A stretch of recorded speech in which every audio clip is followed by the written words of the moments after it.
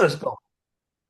All right, guys, what's up, man? We're sitting back down with TRK Rottweilers, and we're going to talk a little bit about breeders. So, as you watch some of these segments, as I've said, I've got to do 52 lives. I can get through 52 in a little bit, but then there's conversations where I don't want people interrupting and asking stupid stuff because at some point we transition to stupid, and I don't talk to stupid people. I talk to people who are highly informed on what they do, why they do it, the purpose and the point, and even the mathematics that go behind it. So today we're going to talk a little bit about putting the right systems in play, making sure you make the right choices when breeding, how to care, and then some of the cost. And I know what Syed's had to come out of pocket for, for Valley fever a few times.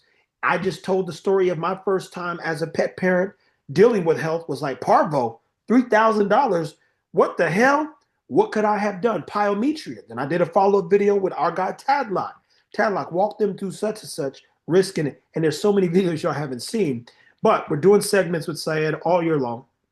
And we're going to be breaking down a breeder who takes what he does super serious and he, loves value, value add, integrity, good dogs, great choices. And he's about to go on a journey to take y'all on, basically introduce you to even a better way to consider doing things Rottweiler way. So said you were just about to say, we had to start this thing because I'm like, yo, you giving too much juice away, man. You were just about to say, and finish your statement, man. So, well, no, I appreciate us connecting on and off camera always, bro. My what we were talking about before you hit recording, uh, like a business aspect, right? And I've been trying to teach people, and I have few mentees that I connect with and help them understand the whole roadmap and stuff. And it comes back to where understanding the business side of breeding that a lot of people unfortunately don't understand. Either they don't want to understand or they just don't have what it takes, right? Because Now not look, everybody's a look, leader. and Syed, give them one, two, three of this, and I'm gonna give you the word problem. Remember we was in school with word problems? Syed, said person buys a dog, buys a female, has a litter. Why can't they sell the dog? They didn't have no plan. They didn't have no goal. They didn't have they just don't have plans. Everybody thinks they're gonna import a female from Europe and they're gonna get rich, right? A lot can go wrong between getting a female and having a puppy. Forget the selling. Forget that part. So a lot can go wrong in breeding. What I see commonly, why they can't sell. A, a lot of people are getting educated now so they can identify junk. So if you got junk, you can't sell, right? You can't sell for the price you're wanting because customers, they are getting smarter. I would say they're getting educated. They're learning, they're doing the research, and they can identify what's right, what's wrong. So if you don't have a plan to do it right by the dog, by the breed, and but most importantly, by your client, then you're not going to sell a dog. Then you're going to offer deals. Then you're going to start sale. You're going to start these gimmicks so you can sell puppies. Now, before even you can start selling puppies, think about what if you can't? What happens to those dogs? Right? And when you build a program, let's say you said import a female, when you bring a female, when that female is not being bred, I hope you're giving your female rest. If that female is not being bred, that female still gotta eat, you know? And and so Guys, all and these just to interject real quick, Chris Moore, another guy I'll get on here every now and then. I'm actually gonna go to Virginia too. I see him and revisit, but even he spends on dog food $14,000 a year just in I feeding believe his it. just in feeding his 40 bulldogs. You've I seen believe it. videos before. Chris has 40 fucking bulldogs on dog food alone. 14,000 to feed these dogs because they almost 4 or 5 dogs can eat a 30 pound, 20 pound, 40 pound dog food bag of dog food over 3 days. Another I 40. Now dog food went up to $80. So now I you're believe I believe it. I'm Well, not. no, man, I just wanted to let him know, like, yo, she still got to eat. That's still $80, a month for one dog. Yeah. So this is just a round number, right? And Rich can vouch it. Oh yeah. This is in last 6 months. Back up. Here we go. 36,000 in 6 months on feeding the dogs. And Syed's chosen to go the raw route.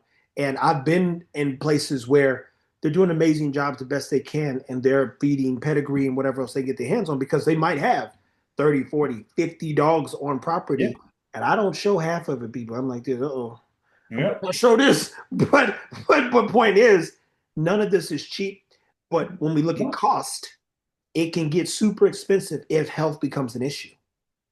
Exact. And we're gonna get to the health part Go ahead. next, I'm right? quiet. Talk, man. Teach So him something. so that was just the food part, right? I've never even made a video or anything that costs. People will go crazy, right? Why my product costs what it costs. Though there's a reason, right? There's a reason why if you want to drive a fully loaded, I'm gonna go at low-end cars. If you want to drive a fully loaded Lexus, right? Or you want to just drive a basic Corolla, there's a cost difference. They're both being built by Toyota, Yeah. right? But the Yep. different price, Literally. different service. So if you own a Corolla, you go to Toyota Corolla showroom dealership, you get some sort of treatment. I've never been there, but I've been multiple times to Lexus. Huh? The treatment you get, it's totally different. It's Literally. totally different. So it's service, right? Hey, So I got a buddy bought a Maserati and they were disrespecting him. He's a little black dude. And but he's a dentist and he makes good money. And he said, Trev, mhm. but nobody was talking to me. And the sales manager came down. He was like, yo, how can I help you? He said, I want a Maserati. And he was like, he says, I got 90,000 cash, figure it out. And he was like this, well, let's take care of you right now. And he said the service went through the roof. Exactly. So it's just that. But anyways, let's get back to so between breeding a female, importing a female, and selling a puppy, a lot of people aren't able to sell puppies because they don't have a good product, they don't have a good plan in place, and they don't know what the F they're doing in within their program. Why are you have puppies just sitting around? Why do you have your puppies just looking like 6 weeks old at 8 weeks of age?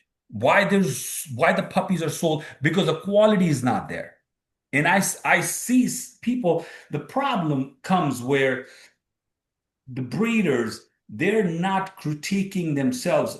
I made a video on kennel blindness, and you and I have talked about kennel blindness a lot of time, that the biggest thing in kennel blindness is living in denial, right? And kennel blindness is a serious condition that is literally killing a lot of breeding programs. People don't want to just get better. People don't want to just accept it, right? I my first dog, Pablo, which I love him to death. I do. I literally do. I never bred him. He is a copy. If you look at him as a confirmation, how a Rottweiler should look like. But I never bred him because his temperament is not something that supports the breed. I had gotten him from somewhere. And I've learned from him a lot what not to do as a breeder, what not to breed as a breeder. He has taught me that. My female after Pablo, I never bred her. Weak bones, So I have made all these mistakes. I've taken all these L's, but I never bred because why? I had a plan from the get-go what I want to produce Yeah. and how I want this breed to improve. Hence why my puppies get sold. Let me ask you this: the journey and plight of a breeder or a person who wants to get in, and I do more live stuff than I want to even right now. And some of the young folks, they're like, "Hey, man, I want to help the breed." I'm like, "Boy, that's never gonna happen. Get out of here with that." And I'm not saying it to them. I'm just saying when you look at the collective, it's kind of like even that fight that you're in with the people. to your point, when we get into the backyard style of stuff, and then the people who aren't considering their losses, when we look on paper, we've lost a lot over here as well in general in terms of what it cost and value that we thought we were going to get that just didn't turn out. And you say we got to cull them from the program, put them somewhere, and still pay for this, and that. But what's the hardest part about making a choice that won't pay off in their minds, right? So you say, hey, I bought a female, bought a boy, got a female, didn't breed basically my first two dogs. They grew up 1 year, 2 year, 3 year, four, and I literally thought they were going to be the green light. We're going. There we go, guys. We're in business. And you go, I can't breed these dogs. How does a breeder even deal with those potential losses, if you would, when like in their minds, I can't lose this money, but it's like you're gonna lose a lot more long term, in my opinion. But Exactly. So it comes down to what we talked about in last call, ethics, mm, right? Having integrity, yeah, having that honesty, the trust that you're gonna get from your customers. You don't want to betray that by just giving them junk bread, dog, right? So the having these few things like code of ethics would help you make that decision if you are in it to win it. That's one thing. If you're in it for long term, if you're just in it to get groceries and pay your bills, then it's just you're never gonna be able to make those calls that hey, that dog cannot be bred, should not be bred. So people are just not gonna able to make those decisions easily. It comes down to it comes down to what's your end goal? What are you trying to achieve? if you could Right? break down maybe 1 through 3 ethically that one would consider, and I'll do it in our shorts and stuff. But this conversation is for Syed. When you look at ethics and you define the idea of ethics, and you look at the Rottweiler and say there's nothing ethical about breeding this dog. What's the first one, like 3 things you would consider when breeding a dog, and from an ethical standpoint? What makes it breedable and what makes it non-breedable from an ethical eye? So, so first thing first, right? Breed standards. Mm-hmm. It literally defines for you, explain what a Rottweiler should be. Okay. Now you go after that as an ethics. So every business, like we talked about, have code of ethics, right? So from an ethics point of view, the very first thing, you don't want to be you don't have integrity, you don't have honesty. Okay, cool, whatever. Not cool, but cool. Mm-hmm. Have some sort of responsibility, right? It's your responsibility to breed the right way. And if you're breeding puppies, that life of the puppy is also your responsibility, not just by who owns that puppy, but that puppy should have a healthy life. I know there are things that are non-controllables in breeding world, Yeah. and some are controllables in breeding world. As a breeder, you can focus in dogs that are controllable, which can help health and longevity, right? So these are the few things that you can focus on just by being a responsible breeder. That hey, this dog should not be bred or can't be bred. I just can't. I can't have this label on my name that I bred that dog. You know, I have people reach out to me, ask me questions. I was like, why aren't you asking your breeder? Right. Well, a breeder didn't respond after the call, right? After we picked up the dog, I'm like, okay, did you talk to? Like then, hey, I'm looking to find a home for my dog, and there were some northern Arizona and stuff. I'm like, I can't take. I didn't breed your dog. I don't know what your dog's history. I don't know nothing. Well, I don't. Have you talked to your breeder? Well, they're not answering. I'm like, see, here's what happened when the mistake when people make by choosing a wrong breeder. Why? I broke it down in my recent video on YouTube. The five biggest mistake is people, the owners that are making a mistake, that the very first mistake is what? By choosing a wrong breeder, because you know what they are focused on? Oh, On what the they price. base price is number one. Hmm. Second is convenience. Third, third is whoever has the puppies available fastest. These are the wrong. I have people, and I'm not saying there are a lot of other good breeders out there, man. I'm not, I always say it, and I always tell people that, hey, do your research. There are a lot of good breeders and they're doing good stuff, whether not just, I'm not talking about just Rottweilers, I'm talking about in general, in other breeds, Oh yeah. right? So do your research and find your breeder, drill your breeder, ask the questions. And if your breeder can't answer those questions, freaking bounce, run. I think Go this is somewhere one else. So, series that you and I can do from two different perspectives because you know the Barry says it. I've heard you say it. Let's go through it in a short series, even on your shorts. Research. Like, how do you define research? So if you don't know what to ask, you know how to find good products. You know how to find, how you choose your cars, how you choose your travel, how you choose the couches and the goats. Like you've got a lot. Like you know how to what you're looking for because you understand you value. know, so I swear to God, I can show you my notes. This morning when you messaged me, I was waiting for my breakfast, right? And I actually was working on my notes based on the questions I get from customers. Yeah. So I was trying to, so of course, I can't put all those customers. So I was trying to bring it down to maybe like five, six, seven, eight questions that a person should ask a breeder. Yeah. The first question before even putting your money, before even putting your reservation, anything that, hey, these are the questions ask your breeder. Because I know what I get asked from the breeders, from the people that are just they drill me, and what has helped me, and shout out to you, bro. And I've said it in my family, and I always say it, that that you actually pushed me almost 2 years ago, Yeah. right?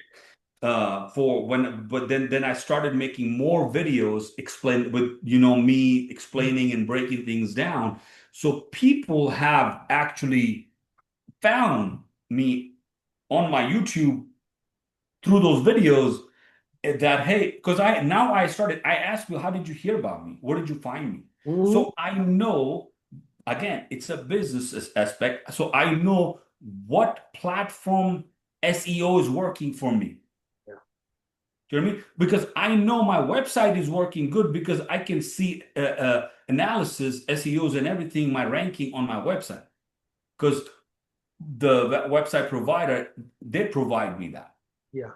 But my other platforms, I don't. Yes, YouTube provides me a lot, but it doesn't provide me leads analysis. It doesn't provide me all the other things, right? Hey, okay, so and so watched my video, but what did they do after that?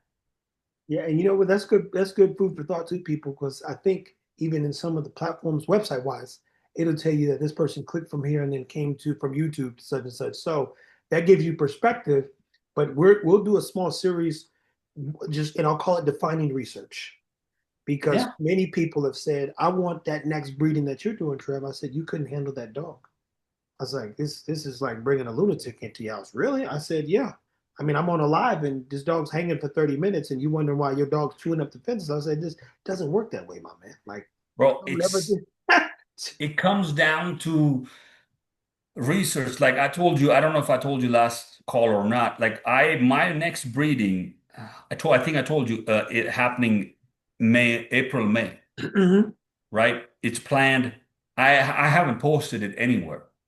It's sold. Yeah. It's fully reserved. Right? Now To get a people, reservation, people, is $1,000 to reserve. So when he says that, it ain't like, yeah, hey, here's my click. Let me know when it's like, no, you got it costs to be on this booger. That no, way he no, knows you're no, no. serious. And even more importantly, he knows that the dogs are going through good homes. He goes to a whole what do you call it? Like a pet parent application per se? So I do a phone screen. So Okay. you submit application. Like I will not connect with you just off of freaking Instagram or TikTok or anything. You gotta submit the application. I need to talk to you, and then we go from there. And I expect you to ask me questions, and because I'm gonna ask you questions, I need to know if you're a good fit. Like last call, we talked about how I had to say no to one customer, right? Possible easy customer because it wasn't a good fit. And once that individual is ready and in be able to be a good fit, then sure, that person will be back 100%. But at this moment, no. So that's my process. You got to go on my website because it actually helps me track my applications, my clients, and everything, that how I'm getting And do like this, Syed. This is a good point to make. In short, what was the research you didn't ask when you basically got this female in Pablo? What were the things that you missed when you bought your first two dogs and wanted to go? everything. I know, but like if you had to go back and ask one question you didn't ask when buying both dogs, was one thing you would have asked yourself or asked them? Bro, Pablo, I just went for the look. You My like, they look my like a mistake. Ferrari? Let's do it. I Got no it's engine. and like I said, I everything I tell people, I try to educate people.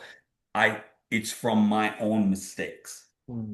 That so I don't want people to make those mistakes. And I that's what I did. Like, Pablo will and protects me with his life, right? He's right here. He's sleeping right here. Literally. He's right here. But I never bred him. I wish I would have bred him and had his offsprings and whatnot. But that is a call that I had to take. That no, this dog cannot be bred. From what I have learned, from what I've seen. Uh, then the next dog was again. It was just a cute puppy. I'm like, I'm like, oh shit, man. So, but then the puppy grew, the cute puppy had problems of, the structural problem. I'm like, oh my God. So,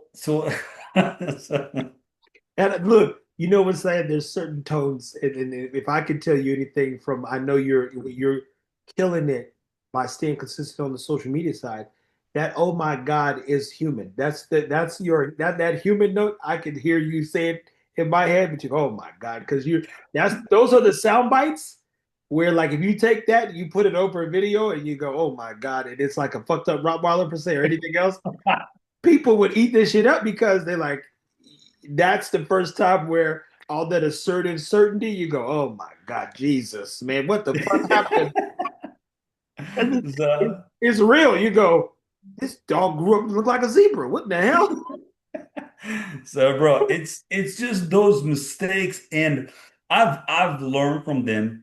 And then I got scammed once. I imported a female, a beautiful female, nice, very nice, female. I was told she was like a young female. She was pregnant and all that. I got scammed, right, from Europe.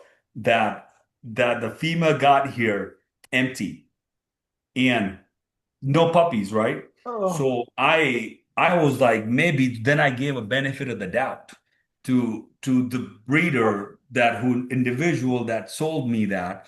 And and then these are the that stories people want to individual, hear saying all the fucked up shit. This is the shit that works. You go, I got scammed. Look,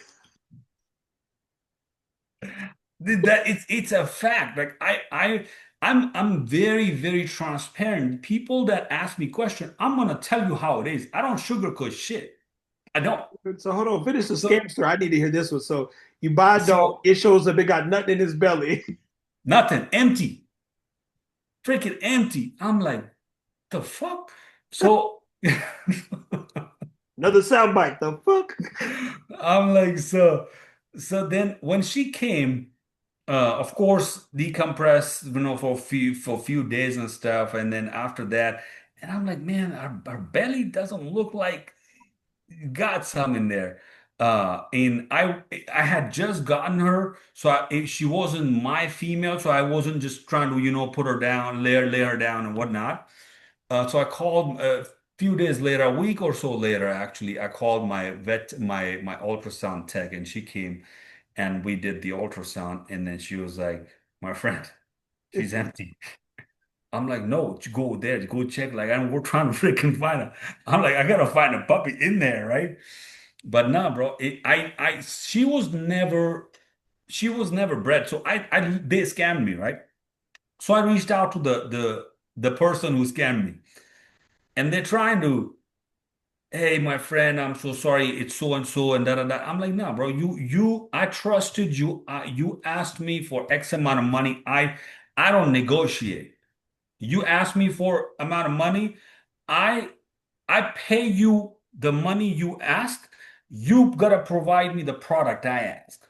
It's a very simple transaction. There's no rocket science. There's nothing. It's very black and white. So I paid you the money you asked. You didn't give me the product I asked, and you advertised to me.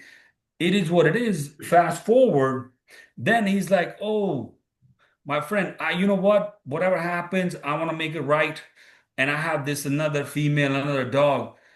I'll give you for a very, very good price and cheap and for this price." And I was like, so and so, listen, man, I don't have second chances in my books at all for anybody. I don't. So you scammed me once, it's shame on you. If I give you the opportunity again, then shame on me. Oh yeah. So I was like, if I want, I can embarrass you in front of a lot of people. I have I'm not some super big, but I have decent following. I have good enough relationship in Europe that I can reach out to people. I can cause little bit small damage to your reputation, but I don't like drama. I was like, that amount, that's a write-off for me. I'm moving on. From now onwards, don't call me, don't text me. And the dude contacted me for freaking month and a half, bro. He was blowing up my phone. I apologize, brother. How can I make it right? What can I do? I'm like, bro, that ship has sailed. 100%. Like, we're fucking done. You shouldn't have done that to begin with. So that's what happened. So I did get scammed, and that female, I tried to breed her again and again, and I bred her twice, and she wouldn't get pregnant. So the reason why they sold her, because they couldn't, she was a problem. But anyways, one time, one of my stud fucking got her. One of my stud got her. They tied, and I'm like, all right, we will see. 35 days later, she got puppies in her. I'm like, well, hello, finally, you know. But then I had to do a C-section from her because the puppies, the litters were small, size was small. So I was like, you know what? She's never gonna go in labor because I've had an experience where when there is a small litter, three or less, body doesn't produce enough oxytocin, so the labor stage doesn't sometimes doesn't kick in, and it's not going to happen always, but there is high chances that it will happen. So you have to be, and this is another thing I've learned from one of the incident that happened with one of my female that was a great experience for me to learn. I lost that puppy, but with this female, because I had already experienced something similar with small litter, I had planned the C-section. So when we cut her open, guess what? Uh, She had this big cyst on her ovaries, which was preventing her from getting pregnant. My vet found it, yeah. and she's open on the table. Puppies are good. We lost three pups from that litter, and because of that they couldn't, develop properly, whatever. So I the female is open now. My vet calls me on the phone that, hey, Syed, man, uh this is what's happening. I can take the cyst off, but now we know why she wasn't getting pregnant. Hmm.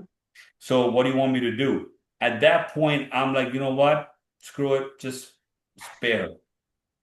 I'm retiring her. So I took a big loss, But that big even loss. even the mental anguish, being concerned about her health, but people don't understand how much goes into each. So listen, I'm not done yet. Oh my God, this is getting better and better, man.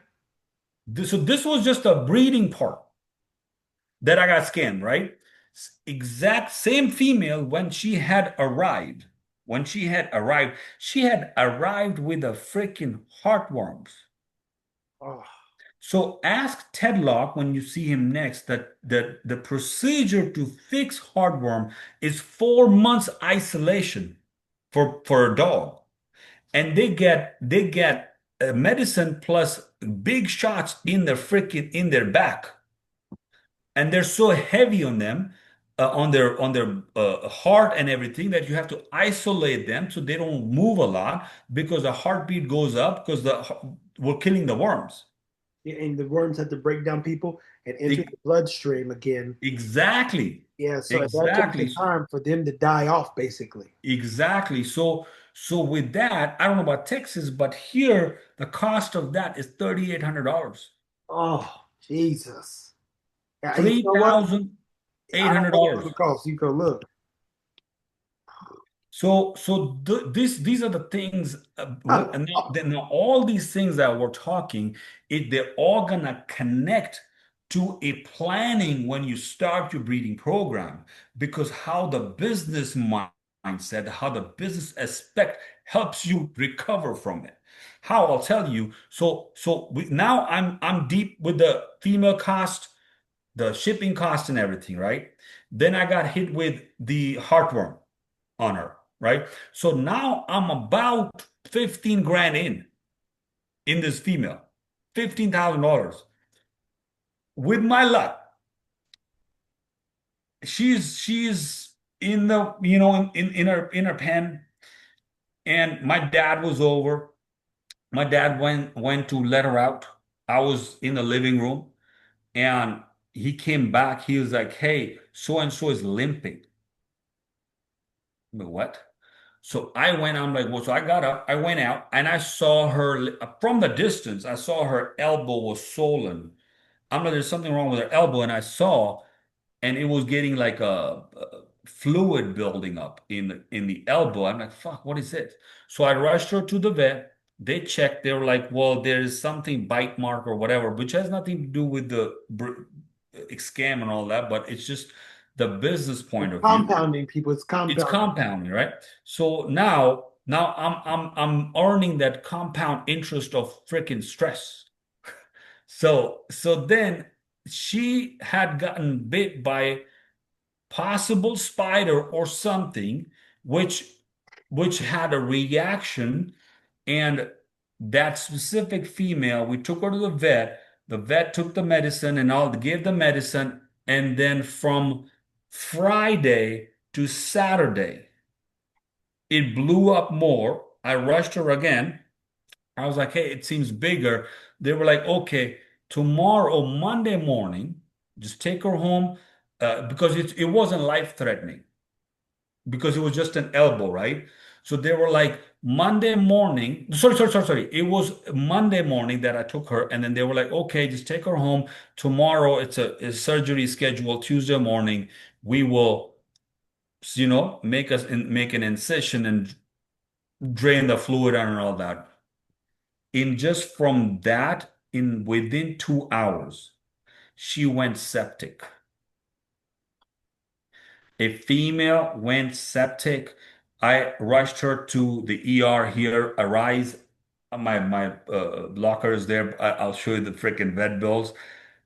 Fast forward, she ended up staying in ER, bedside nurse, tube feeding, and they were like, we were transporting her from bed to the operation table to it just burst open, and then it just going bad. Her when you go septic, your organs are failing, right?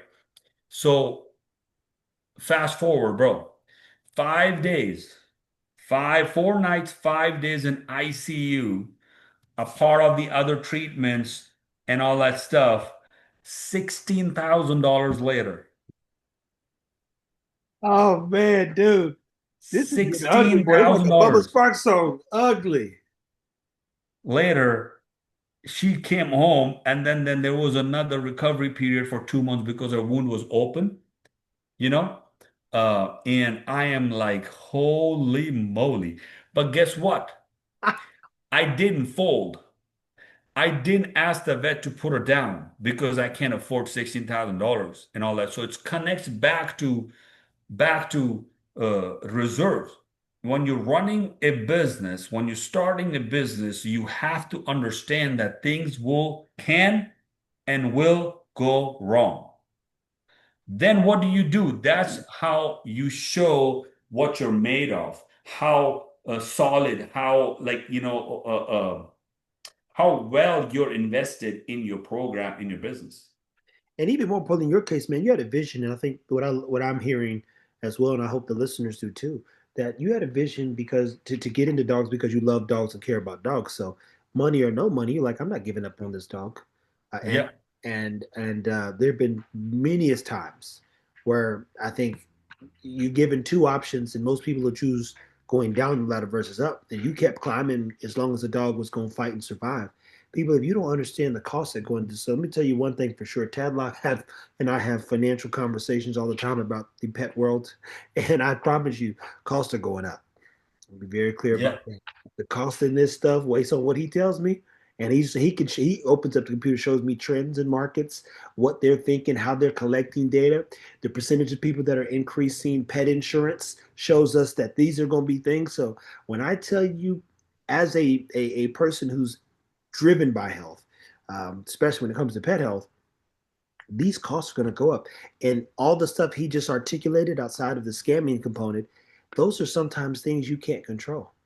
And and Oh, and unfortunately, I've seen spider bites turn into hematomas and yeah, get worse. And that septic thing, once basically your blood's poisoned, you go, well, that's it, and it's filtering. Like all your organs are filtering this blood and stuff. So it's like making everything sick. And like you said, then the body shuts down. You go into a feverish state. That's a scary thing. And the worst part is the dog can't tell you nothing. You know, like humans, you could be like, my stomach hurts, my kidneys, my heart is killing me, my throat, my ears. The dog just sitting there like, bro, save me. Do it. yeah. I could have done, if it was you, bro, you would have done so many. This was the elbow, Right back. Let me see. right? Jesus, This Jesus. is this is the sole and elbow. It got burst open, and this is this female on in ICU, right? Now, right before the thing, then they had to put her on completely. Then she was failing, Ah, right? And then I'm not even kidding. This is like a viewer discretion advice. ah, You know what I mean? So Jesus. Guys, I'm telling you, I brother, mean, this is the kind of stuff I would tell you for those listening that I tell Syed, man, these are the things that people need to see. Because if we're not talking about these things, people are dealing with these things. And if you're not, and if you have dealt with these things, you go, what were your choices or options? Definitely getting it from a breeder who is concerned with making sure the dogs are good. Because even to get heartworm, it takes time. So that means yeah, there was no care involved when the dog was wherever they was at overseas, yeah, which is like, damn, y'all didn't take care of the dogs literally. Then they passed this problem off to Syed, and believe it or not, Maslow's law, if one thing happens, two more things will normally happen. If one thing goes wrong, something else is going to go wrong, which is why I'm always apprehensive about getting into a bunch of medicines and medical stuff. But this is, hey, dude, this was a good story, bro. I felt like I've learned something even I'm about telling you. that So personal so passion. here's what people don't understand that, and I'm not trying to be cocky, but I don't need to sell dog every freaking month to pay my bills. No, no. right? If I want, I can have 9 litters a year. I got enough breeding bitches. I got my own studs. I don't need to go outside. No. But that's not what I'm doing. So my goal is different. And if I were to take all these losses into consideration, my puppies' prices would be even freaking double. But they're not because it's not customers' fault No. that the losses and all that. It's not customers' fault. So I'm not gonna put that loss on a freaking expense to just raise the price. That's not how it works. And people need to understand that go to a breeder that knows how to take care of the dog. Man, dude. Dude. And even has an interest, man. I think there's some fun stuff I'm gonna type out for you too. I've been doing it for quite a few folks, even to Barry, like, hey, there's some of you guys that I can help map some of those stories and just that journey you need to take the people on because this is a journey. I felt like I went on a journey and needed popcorn. And and what people don't understand, the average price even to bring a dog from overseas is $3,000, depending on who you know and logistically what how old. That's a shittiest quality. I can bet my freaking money. I put my money where my mouth is. Yeah. You will not get a, I'm talking about Rottweiler, a quality Rottweiler for $3,000 from Europe because if they were to do that, they'd be in loss. Period. I have messages.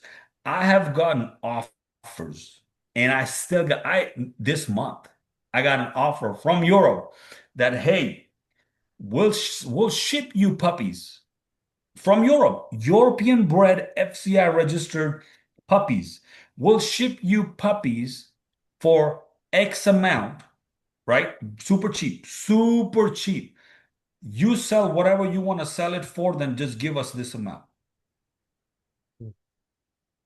And that's an easy money for me, right? Yeah. Because I'm not doing the whelping, I'm not doing the health testing. I'm just getting puppies. I'm using my name and selling them.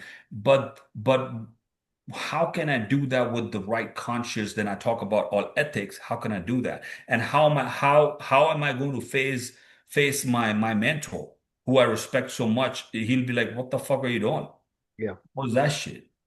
You know, not that he ever tells me what to do, but it's a respect thing. I can't. Hey, you're saying the same stuff I've said many times. I've gotten messages saying, "Hey, could you help me sell these pups?" I'm like, "You couldn't help me sell my dogs." And even more Yeah. importantly, if I turn around and validate a pup or dogs or anybody's American bullies, to be clear, and it goes wrong, they really never gonna talk to me. That person, they're like, "Hey, man, I got this dog, man. What should I do?" Well, I don't even want to talk. So if people don't, bro, that's crazy that they would even do it. So are they not selling as many dogs in Europe right now?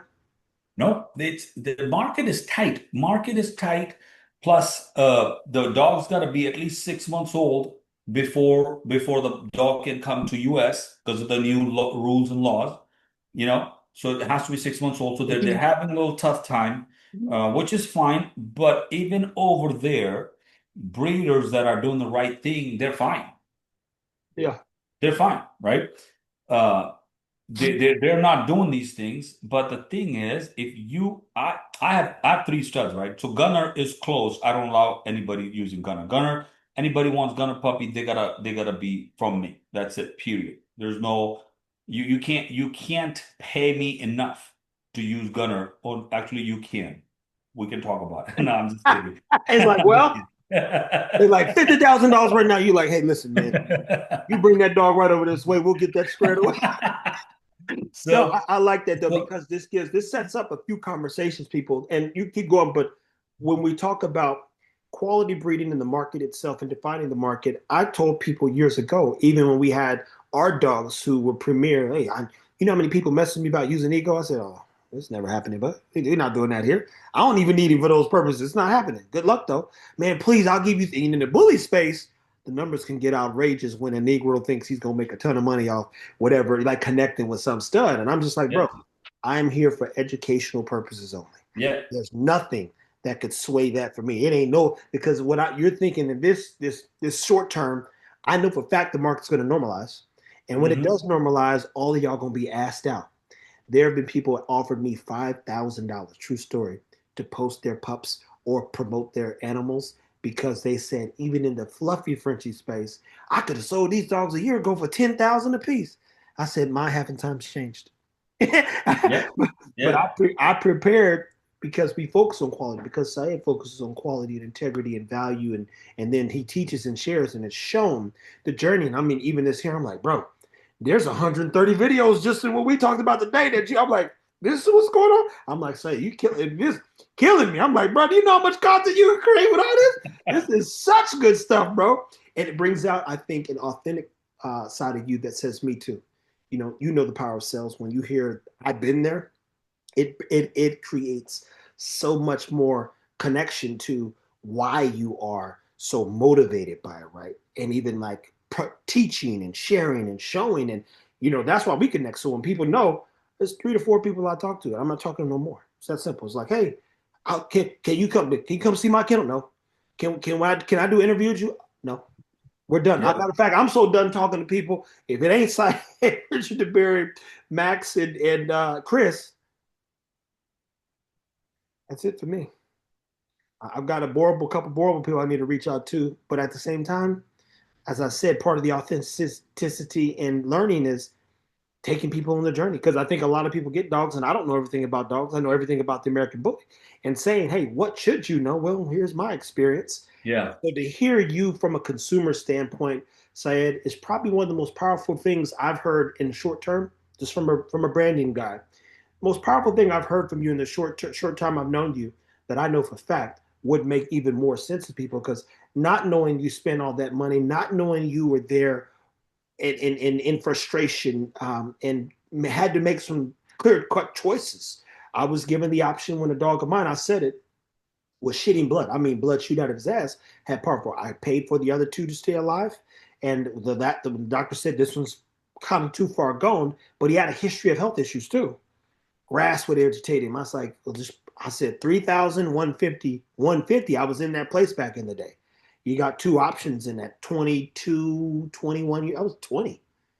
The only Yeah. option was, hey, if that's where we're at, put him down. I can find the other money to keep the other two alive because they're not there yet. But even hearing you say the human part, I bought the dog because it was cute. Bro, I bought the dog because he I remember that day. My dog was in on the table over there in the emergency room, right?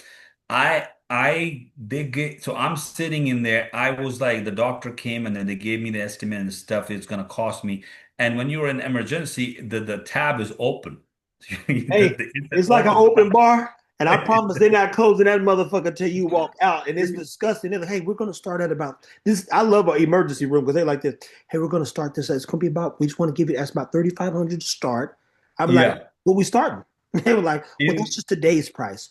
Once yeah. we get in there, it could go up to you, but up to 7,000. Yeah. I was like, you So got 30 minutes to figure it out. in her case, she's laying there and they gave me an estimate that hey, we're gonna start with about 5,000 some change, but it can go up. We just don't know how she progressed and this and that, whatever, right? And I'm like, ballpark, what are we looking at? Right? Ballpark. And they were like, well, it could be go up to 10, you know? So I'm like looking, sitting over there, $10,000 on the bitch that I'm already in 15, right? I told So Ted like this the other day. I said, Teddy, I know a dude who bought a Frenchie for 10. He spent 50 to keep her alive. He's like, Trevor, I've been trying to kill this dog for fucking 5 years. My wife just won't let this son of a bitch go. And they got us, man. I watched those videos and I'm 50,000 out on a dog. I can't breathe. And it came to me fucked up. I said, God bless you, man. I said, I'm like, because sometimes I get those messages. I'm like, yeah, you're about so to be I 80. I got up. I got up and I told the doctor, I was like, give me a minute. I went outside, just sat outside the bench at the hospital, and I'm just thinking. I made a call, talked to my mom, and picked her brain because she knows I got the love for animals from my mom, right? Hey, And Syed, another thing, guys, I got to keep saying this because there's a kindness in Syed's eyes. He's a very assertive person, and I'm a person who brings the best out in people. That's the very real truth. And so when I Mhm. saw you with your goats or your chickens or your dogs, there's a kindness that comes over you when animals are around. So if anyone thought this dude's determined, he's got that Dominic Toretto thing going on. He's like, family's everything. You go, there's a softness that you see when you get into this arena. So I'm like, dude, I can't wait for them to see more of that human element. Yeah. So I talked to my mom and I'm like, hey, this is where I'm at. That's what they said. And I spent X amount and it's not sure shot. Or she's sleeping, we just let her sleep Yeah. for good, you know? And it's a still right now, if I think when I think about that day, I'm like, man, so my mom said that I know you'll do the right thing and you're doing everything in your power. But just know she's important than the money because again we're thinking the care aspect of the dog, right? So I'm like then I'm like okay, then I have the answer. Okay, cool. I was like I'll make the decision. I went in there, fucking signed that, gave them my card. They like, all right, buddy, we appreciate you now. Just keep it open. We're gonna keep it open, bro. That So it was 10, but then it ended up by the time we left it was 16 and some change. what was the But sh scariest part from a pet parent But standpoint that but when she actually recovered, the hospital people, everybody was just so happy. And after the surgery, I have a picture let's see. that they sent me, the nurse sent me, that they're like, hey, she took her first walk, Ah, hey, you hey. know, and I'm just like, she's retired. She's living with one of our client in uh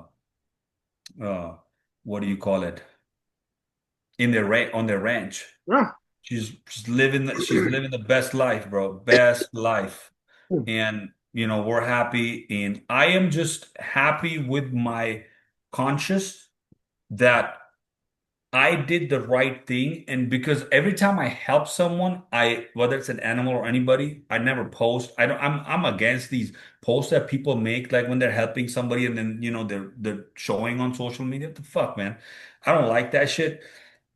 Because I believe, and I strongly believe in this, that me or anybody that helps someone, we're nothing. We just, because the helping individual, that's coming from God, Mm-hmm. right? So he's helping. He just made us a bridge, and I'm blessed to be that bridge. That hey, he gave me that power, that responsibility. That hey, make that decision for this dog, and I'm just glad. I'm so happy that dude. I didn't just put her down. I didn't. It is what it is. It was a loss. I recovered. It was the toughest year, but I had a phenomenal year after that. Mm-hmm. Paid it Like, forward, man. Paid it forward, you bro. know, so I always tell people that back to that they have a plan, think it like a business, with a heart, and then and have reserve. Once you think like a business, you'll have reserves. If you don't have reserves, then you're gonna be like that, oh shit, I can't breed dogs, I can't, sell puppies, I gotta do this and that. The puppies are doing whatever. Like my puppies, they go through the whole process as they grow every week, every day. They have different thing to figure out. I these puppies that I have right now, they're gonna start leaving this next Friday. It's just like they're going through the whole process. So it costs me not just food money and toys and all that. It's my time, unlimited hours. Bro, time is the hardest asset on earth, people. It's like the only asset is time. Everything else is like, and we're running out of it, man. We're Yeah, running out. We yeah. got less days ahead of us than and when a lot of them behind us. So you go, bro. When you really look at value and value, you go, man, how much time do we got? That's why you got to think clear about where you want to land, how you want to do things, and as he was saying, just where your value is. Like, oh, I value family. He values family, spending time with his family. Animals, dogs, travel. You go, well, how do you do that if you got no You time? gotta travel, man. You gotta travel. Like I do at once. I'm not a short trip guy. I'm not. I'm not gonna go for a day or two to. a different state. It just what am I gonna do in 2 days? What? Nothing. Sleep. You got to sleep for 2 days when you You know come what I around. mean? Nothing. So my trips are like minimum 2 weeks, and I go out of country. Yeah. It's That's just how it is, and I treat myself good. I travel high profile, Yeah. you It is. know. Hey, we work too hard to I'm just- and live normal. that's just how I do it. In I think that's a reset button for me because when I come back, then I balls to the walls. He think, oh, they like, look, well, guys, for one, part of these too is I get to ask Syed some good questions, and these are moments for me even that remind me why it's important to talk to those people who have a long-term plan, a clear vision, and a passion for what they're doing. When we changed our name, as I said before, my value proposition will always say the same. I came in Mm, with the American Bully talking about health. Health transfers to all of us in general. Syed lives a healthy lifestyle, loves fresh ingredients, and it translates to how we treat ourselves as well. And we're working on that as well. But I get yeah, a lot of questions specific to the breeding stuff. I'm not going to personally talk about it in detail anymore. The people who have my number can call me, but I love highlighting those people who are doing it for the right reasons, have cause, which affects change, and even more importantly, has perspective. And this right here, Syed, one of the best perspectives I've gotten from you because now I personally know why you're so mission driven behind it. You go, wow, I got fucked, screwed, and scammed. And, and, I didn't even I didn't even breed a fucking dog yet. This is some bullshit. So when you look at those three components, you go, oh, I'm in. You go, I'm fucking in now, but I'm in too deep to let this shit slide. Y'all motherfuckers gonna hear about this for the rest of my life because I'm doing it. I'm gonna do it the right way. And literally that's where my brain goes because yeah, bro. I've been on the other side of it too. And I said, you know what? We're going to do good business. We're going to make sure people get their dogs. We're not going to oversell. We're not going to overstress. We're not going, hey, I let them even, guys, I tell you, there's some people so motivated by the American Bully getting money and starting their own kennel. I said, you know what I'm going to do for you? I'm going to leave the area where your kennels is and you can put down your kennel. This could be your, if you really would do that. I said, it don't matter to me, man. I said, because it's just a dog and I hope the dog betters your life. But that pride and ego that some of them need to say, look what I did. I said, tell them this is you. Really? I know how much work, like Syed knows, goes into doing what So I do every day. Content, education. I mean, if you just look at all the books I've read, and I'm still reading, and then the stuff we do consistently. consistent, man. You're honestly, I mean, I mean, So I'm like, there's no situation where the best thing you could do is work with someone like me because when it comes to content and content development and question yep. inquisition, you're not outworking me. Asaya gonna outwork me when it comes to them chickens, them goats, probably a few cows. But even like my basic function is in the kitchen, I can cook high end stuff in a quick moment and shoot all day long. That being said, he's a guy who's going to breed, add value, be obsessed. Upset. I love somebody Mm, who's obsessed. I almost don't trust people who ain't obsessed. I'm like, bro, you're not obsessed. I'm obsessed with communication. So I'm always thinking how to better say things, how do we deliver this production, like how do we do this and that. yeah. We got to shoot it this way. But I love your obsession. I was like, man, one of the best people I've met. But this right here was the best. You gave the context to why. It's like I feel like I really know why now. I had why before. I was like, oh man, he loves Rottweilers. Now I know why. There's a huge why to it. You go, these motherfuckers. Oh no, I get it. That's a I good why.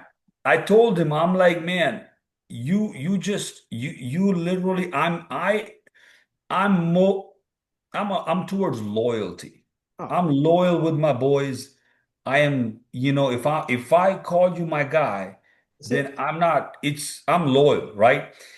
And I'm loyal to the level where this is just you can bring people from where I'm from, right? That's how we are. You know, majority of us that if you're not cool with somebody, I'm not cool. It's just that's how my loyalty goes. That's just how I am, right? Because because if I'm loyal to you, then I'm loyal to you means if you're got a beef with somebody, then that person never better not contact me. It's just simple as that because it's not gonna fly with me, You you know, know, but I love because you have perspective too, Syed. You're very good at communication, and even to give you guys context, we're grown now. We're all so grown that there should be a way to mediate. And then sometimes you just got to be clear and tell the person to go fuck themselves. I say that at the end of some of my videos because I do mean it. And when you work as hard as Syed does, as hard as I do, as hard as DeBerry and some of the guys that you see consistently on my stuff, like I said, I didn't talk to nobody to get here. I ain't talking to nobody afterwards. There are dogs and responsibilities to health that I believe that I'm compelled to learn and teach and connect. But I need help. And Syed, in my opinion, in my experience, and even today's conversation, is one of the people I think can help a lot of people from both perspective, value, business development, clarity, operational management, and then the point of why you do things. And you need to see from a branding standpoint where I live mhm. his personal approach, if you would, to how he makes choices collectively.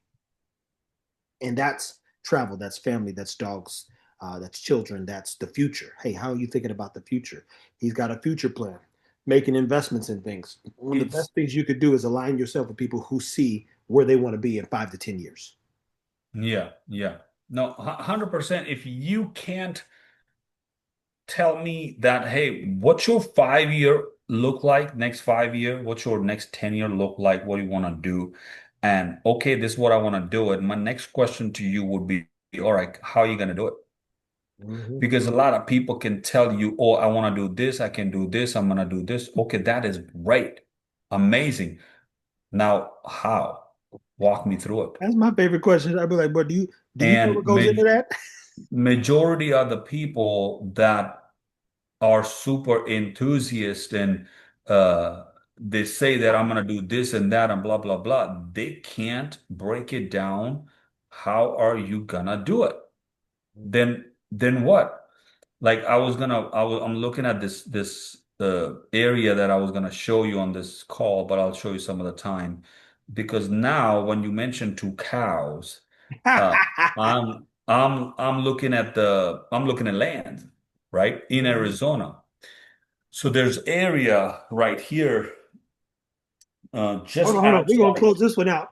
So we can talk about this. You tell me about these cows, guys. Let me give you context. Today's was based on value add, and even more importantly, proper breeding and being screwed, scammed, and fucked. Be careful now. Choose wisely. Syed and I will both do and put out series of when we let's define research. What dog are you looking for? Well, in this case, everybody thinks they should get certain dogs. I've got two books. One says 450 breeds. This is a complete AKC dog book. You get in there and you start reading about these dogs. You say, "Ooh, I don't know if I'm cut from that." Somebody was on live with Richard DeBerry and I yesterday and said, "Because of you two, I got a Cane Corso and I never bred it." And I thank you guys because I realized very quickly it was so much work. This is not a money grab and that journey. So when you say research, I'd ask because I've bred and I know what to ask. I go, how at what age did you breed the female? I literally know a guy who said he needed to pay rent, so he had to he took this female back from his Bro, he sold it to at 6 months old to breed her to pay rent. I'm like, that's crazy. now, and we're gonna close this. Yeah, go ahead. When I imported my very first dog, right? And I imported that dog from a very, very well-respected judge in the world, right? And who has a kennel and stuff. I asked that individual a bunch of questions. Every single question was answered. I asked that individual to show me, because it was a young dog, to show me a dog from this angle, that angle, just pictures I want to see. I received pictures. Then I said that, hey, I want to see the dog doing ABC videos. Then I received videos. Now, that individual is so high level, and me, a newbie back then, asking those questions, that individual would could have been that if it was some breeder here in US would have been like, go piss off, man. Literally. You know, I don't have time for this. But that individual didn't do that. And I became a long-term client. And guess what? Since then I imported. We together did like freaking 6, 7 transactions. And guys, these ain't cheap transactions. This is why No. This We're is not like buy a talking. couple new card transactions. Like, oh, I could have We're bought a new Yeah, car this we're morning. talking about big money, you know? So again, back to your point, what you were saying, that the questions asking is very important. And if you don't know what to ask, like he said, I literally put together some work this morning that I was gonna do it and I'm gonna work on it, that we can also do series together, that what to ask and how to drill the client, the Perspectives. breeder, you What to know? ask, how to interpret it, what they're really saying, and then when to tell them to go fuck themselves. It's Yeah, it's it's those exactly. things right there, guys. I mean, that's why I did the video. I almost didn't do it when I was looking for the setter because the dude's like an African dude. That's why I say he's like, well, we sent you the pictures. So you saw the photos. I said, bro, unless you FaceTime me and say, man, I ain't seen no fucking 250. Get the fuck out of here, man. And I never heard from him again. But I'm like, damn, they online scamming folks. In my head, why would people do this? But people do it It's every day, man. It's a real thing. That it's it's their livelihood. That's how they make money, bro. that to me scary because Syed, myself, we try to walk through this earth and do the best we can. Doesn't mean we've not made some bad choices and did whatever. I know me personally, but you go, there's a better way to do this. And Yeah. when you do right, it actually pays off long term. So you go, 1000%. it literally makes every transaction you have in life moving forward a lot more easier, even when people are fucking you over. So what I love about my position, I'll tell you this. Someone said, hey, can you help post and share and put me on? I said, the beauty about where I'm sitting at today, my friend, is Yeah. because I worked so hard to get to a place where I have some impact. I don't like the word influence. I can go Mm. places, post you, share your stuff, and get this, nobody cares. I said, Yeah. and they don't care because they know tomorrow morning I'll be back tonight at 3 o'clock. Now I'm about to post something. I'll be right there. You gonna learn Yeah. something. It's always something going on because I don't think of what I can take from anybody. If I can add value, I do, and then we move on. But that whole, oh, I got to go here and get this. When I first met Sayed, I wanted to go learn. We had spoke briefly about Rottweilers and what he does, and I got to know who he is. And I said, man, this is a valuable person for life. Take the dogs away. I'm like, I need to know him for life. Man's got perspective. So if you take anything away from this man, ask some questions, get ready for us to post some stuff relative to research. Learn all you can. Remember, a dog is a living organism. It is not a teddy bear who sits still and lives in a corner. It is a thing like it needs stimulation. It needs care. It always is going to need you to take care of it. Need to be fed, need to be groomed, needs love, energy. But it ain't what you think it is. Mhm. It's just Yeah. not that. So, guys, take care of your dogs. Follow TRK. This is going up now, man. This is good. Man, I hope